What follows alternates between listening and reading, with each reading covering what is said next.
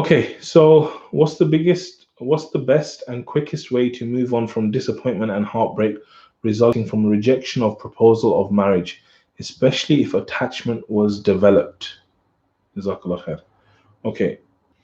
Okay, so this question is basically talking about heartbreak, right? Like if something happens because of a marriage proposal, it didn't go through or whatever, how do you kind of move on from this, especially when you're attached? So I've spoken to different people who have gone through this, and I think it's a very, very tough thing, yeah, because your emotions are fully in it. And what happens is that when you're in this situation, especially if it progresses quite far, your mind starts imagining things, right? You're like, oh, inshallah, in the future it's going to be like this, and we're going to get married like this, and this is what we're going to call our children, and like going so deep into it, right? And so then when it gets snatched away, it's almost like a death happens. It's like very traumatic, right? Because you had this person here with you and everything was fine and it was looking like you were going to get married, and it was just perfect, and then that person just been ripped away from you now, right? Now obviously they're still alive, alhamdulillah, they're well, inshallah, but the fact that they're gone and they're out of your life, it's like you've just gone through massive trauma.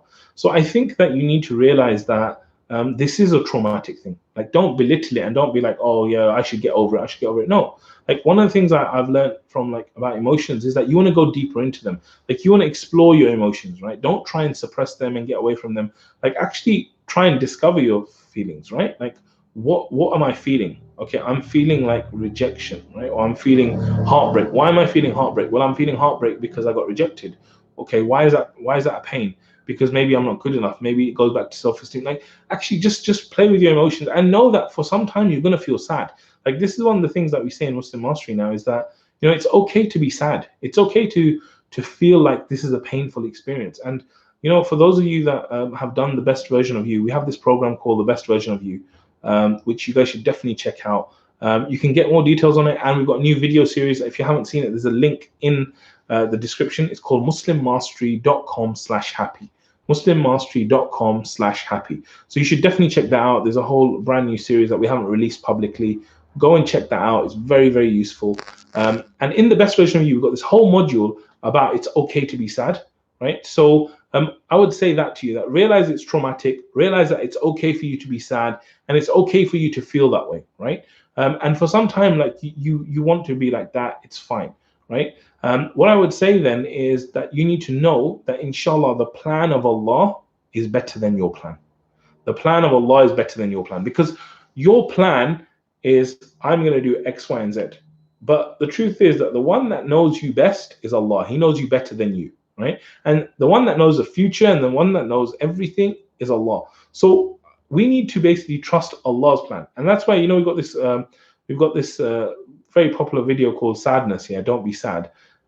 And in it, there's a part where one of the scholars, I think he said that if something that I wanted didn't happen, if something happens that I want, I'm happy once. But if something I wanted didn't happen, I'm happy 10 times, because I know this is a plan of Allah. So what you need to do is you need to actually really think that the thing that Allah has in store for you is something better. And this is why when a calamity hits, we should be saying inna lillahi wa inna ilayhi raji'un, and we should be making the dua that, oh Allah, replace this calamity with something better.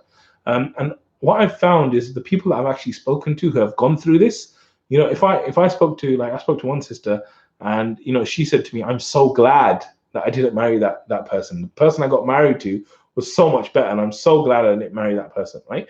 So inshallah, what Allah has in store for you is so much better than that marriage proposal. And I always tell brothers and sisters, if you couldn't get married to that brother or that sister, Allah saved you.